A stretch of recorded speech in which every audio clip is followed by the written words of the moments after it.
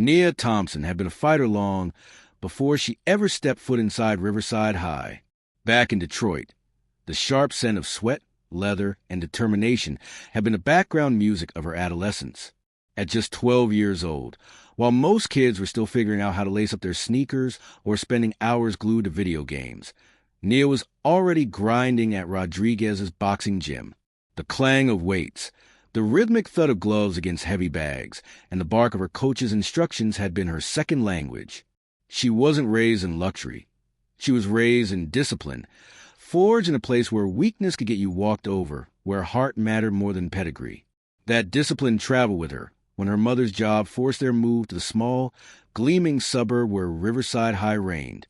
For the first time, Nia wasn't stepping into a school where students counted the hours until they could work their shifts to help their families. Instead, she was entering a place that looked like a polished advertisement, all glassy shine and curated smiles. A school that boasted marble floors and trophy cases filled with generations of polished legacies. A place where the hallways felt less like school and more like a magazine spread. Nia walked in on that first morning with her backpack strapped tight and her head held higher than most transfers dared. She carried more than books. She carried years of fight, of resilience, of knowing exactly how it felt to be underestimated and mocked. If Riverside thought she bowed to traditions, it was in for a surprise. The whispers started before she even reached her locker. They weren't loud, not yet, but they spread quickly, crawling along the walls like shadows. Conversations cut off mid-sentence as she passed. Perfectly polished students with practiced smiles studied her like an intruder. For them, Riverside wasn't just a school, it was a kingdom, and Nia was an outsider storming its gates. But it wasn't until the shouting started that she realized what kind of battlefield she had stepped into. "Come on, Thompson. Fight back." The voice rang down the hall, bouncing off the spotless tiles. Nia's pulse quickened as she rounded the corner, not from fear, but from instinct. She knew that tone. She'd heard it in gyms, in alleys, anywhere someone was being pushed down for the amusement of others. The crowd was impossible to miss, a ring of students pressed in tight. Phones out, screens glowing, recording every second. In the middle of it all was a lanky black boy with glasses, cornered against the lockers. His books had been thrown to the floor, pages torn and stomped on by the sneakers grinding them into the tiles. Nia's sharp eyes caught one title before it was crushed, Advanced Calculus. This kid wasn't just another student. He was brilliant. And here he was, treated like a sideshow while the audience jeered. 3 boys loomed over him, white, smug, radiating entitlement like cologne. They shoved him back and forth like a toy, feeding off the crowd's laughter. Nia didn't hesitate. She shoved her way through the crowd, each push met with surprised stares and shifting cameras. Her voice cut the noise clean. "Back off him." The bullies froze for just a heartbeat before their smirks widened, as if Christmas had come early. Tyler Mitchell, tall, golden-haired, and dripping with arrogant confidence, grinned like a predator spotting new prey. "Oh, look at this. A 2-for-1 special." His voice carried, smooth as poison. The crowd chuckled. His friends fed off his lead. Nia's eyes narrowed. Tyler circled her slowly, sizing her up the way boxers do before a fight. "Or what?" he drawled. "You gonna file a complaint?" "Sweetheart, this is Riverside High. We don't take complaints from your kind." That phrase, "your kind," was a dagger meant to cut deep, but Nia had heard worse. She let her voice drop into a razor whisper, so sharp it sliced through his fake charm. "You know exactly what I mean." For the first time, his perfect mask cracked, just for a flicker. She saw it, the flash of something ugly, something rotten beneath all that polish. His stocky psychic Connor puffed his chest like a watchdog defending territory. Brad, the third, broader and built like a wrestler, stepped forward, smirking like this was his moment. The crowd leaned in, hungry for a show. Phones rose higher. Nobody wanted to stop it. They wanted her to fold, to shrink, to give Tyler and his crew another notch in their belt. But Nia wasn't built to fold. Her body shifted without thought, her stance settling into balance, her fists loose at her sides. Her years of training thrummed in her muscles, alive beneath her skin. "Funny," she said flatly, her voice carrying across the ring of students. I thought this was a public school, paid for by everyone's taxes. That hit harder than a punch. The crowd rippled. Even a few of the silent spectators flinched. But Brad wasn't one for clever words. His lips curled into something uglier. Public doesn't mean it belongs to monkeys. The air snapped. Gasps spread to the crowd. Whispers rippled like fire, some in disbelief, others in silent agreement. A few white students looked uneasy, but no one stepped forward. Phones kept rolling.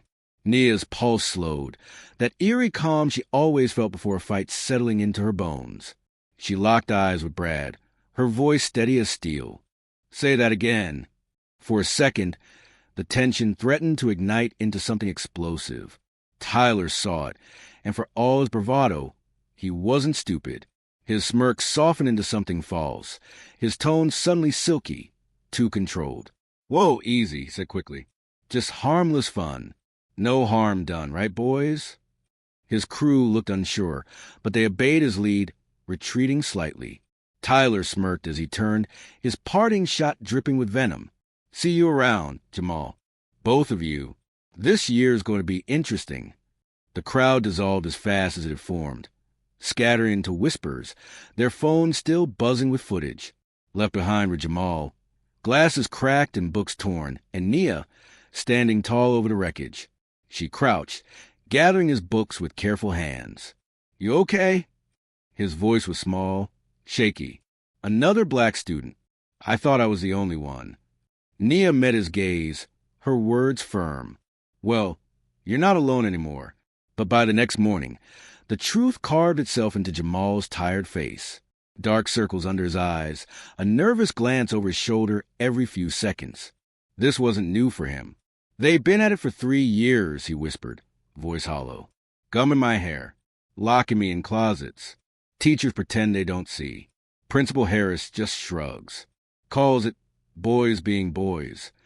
Before Nia could respond, the shadows fell across him again. Connor, Brad, Tyler, blocking the hallway, smirks locked and loaded. Well, Tyler purred. How was your first night in paradise, Nia? And just like that, round 2 began. Tyler leaned casually against the lockers like a politician waiting for applause. Every move rehearsed, every smirk sharpened. His voice was smooth enough to sound polite, but every word carried a blade hidden behind it. Hope you found suitable accommodations, he said with false charm. I know housing can be challenging for people like you. Nia's eyes narrowed. People like me? Transfers, Tyler said quickly, his grin never faltering. Always hard to adjust to a higher caliber of education. Brad snickered, his bulk towering just enough to remind everyone how easily he could shove someone around. Yeah, bet those Detroit schools didn't prepare you for this place. Nia's jaw tightened, but her voice stayed cool, calm, measured like a boxer in the ring. I'm doing just fine.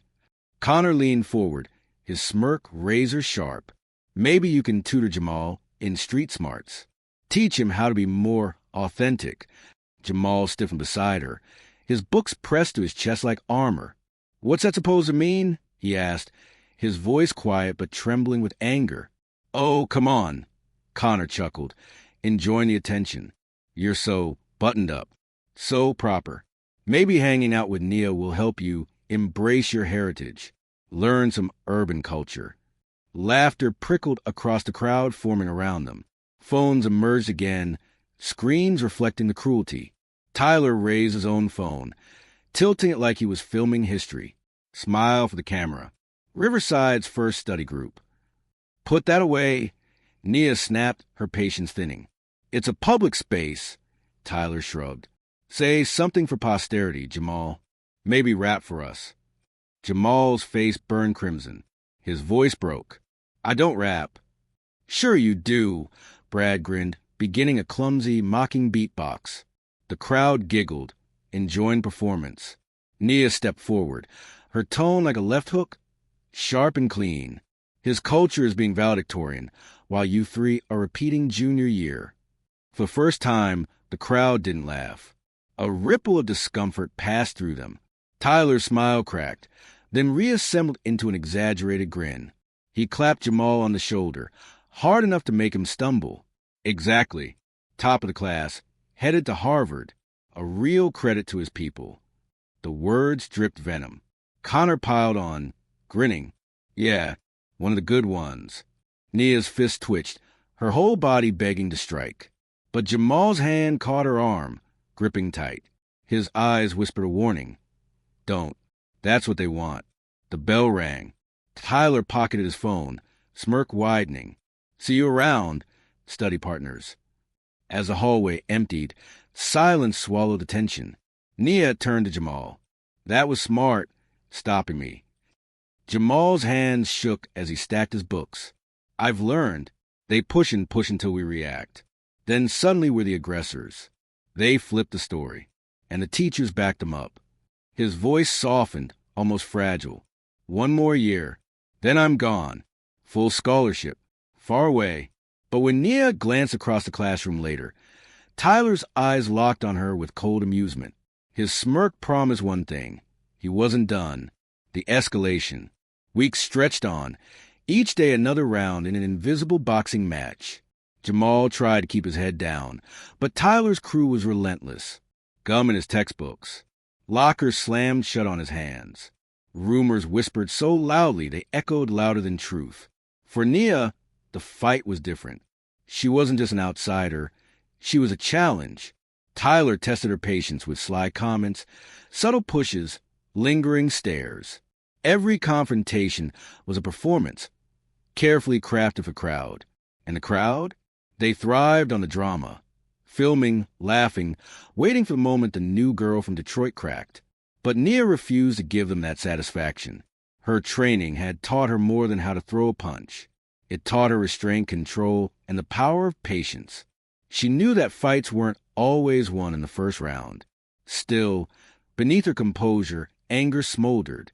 She saw the toll it took on Jamal, his hunched shoulders, his weary eyes, the way he avoided hallways as though they were landmines. Riverside's polished halls had rot, and the rot wore designer sneakers.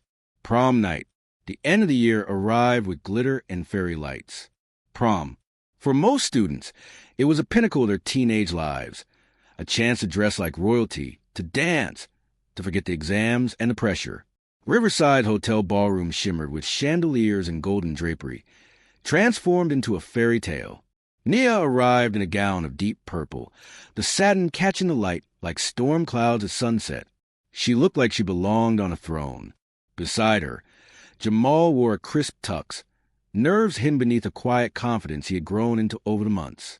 As they walked in together, whispers chased him like shadows. Heads turned. Some admired, others sneered. But for the first time, Nia and Jamal didn't shrink from it. They walked taller. For a while, it felt almost normal. Bad DJ jokes made kids groan. Couples laughed, swaying on the dance floor. The overpriced dinner was ignored in favor of desserts piled too high. Nia even let herself smile, leaning into the magic of the night. But trouble doesn't dissolve in glitter. It started at the punch table. Tyler appeared like smoke, sliding beside Nia, his cologne choking the air. His smile was smooth, his words poisonous. You look beautiful tonight, he murmured. That dress really brings out your exotic features.